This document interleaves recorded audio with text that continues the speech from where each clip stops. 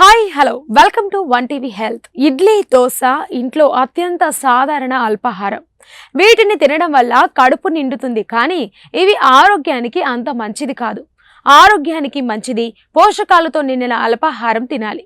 ఒకసారి రాగి ఇడ్లీని తయారు చేసి చూడండి. ఇది తినడానికి రుచిగా ఉండడమే కాకుండా ఆరోగ్యంగా కూడా ఉంటుంది. రాగి ఇడ్లీలో ఎన్నో పోషకాలు ఉన్నాయి.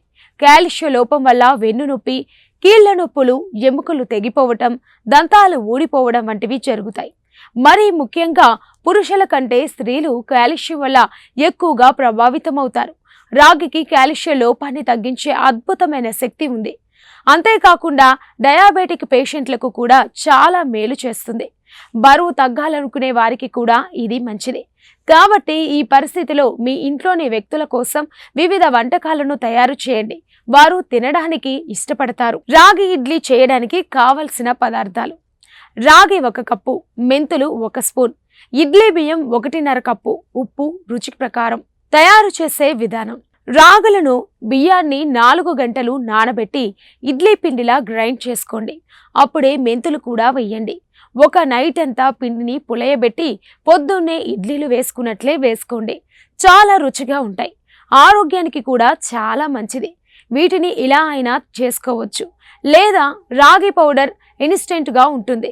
అది కావలసినంత తీసుకొని సరిపడా ఉప్పు వేసుకొని ఇడ్లీ పిండిలా కలుపుకొని నైట్ అంతా ఉంచండి. ఉదయాన్నే ఇడ్లీలు వేసుకోవచ్చు. ఇందులో బియ్యం కూడా ఉండదు కాబట్టి ఇవి ఇంకా మంచిది.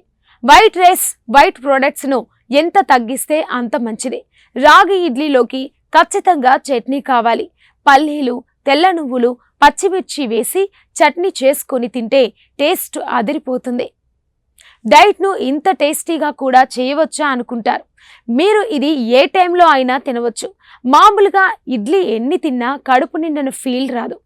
మళ్ళీ వెంటనే ఆకలి వేస్తుంది. అదే ఈ రాగి ఇడ్లీ అయితే 4-5 తింటే చాలు, కడుపు నిండుతుంది. పైగా చాలాసేపు ఆకలి కూడా వేయదు. కాబట్టి మీరు ఏ ఇతర ఆహారం తినరు. వెయిట్ లాస్ అవ్వాలి అనుకునే వాళ్లకు ఇది మంచి ఫుడ్. ఇవి ఈనాటి హెల్త్ టిప్స్. మరో హెల్త్ టిప్స్లో మళ్ళీ కలుద్దాం.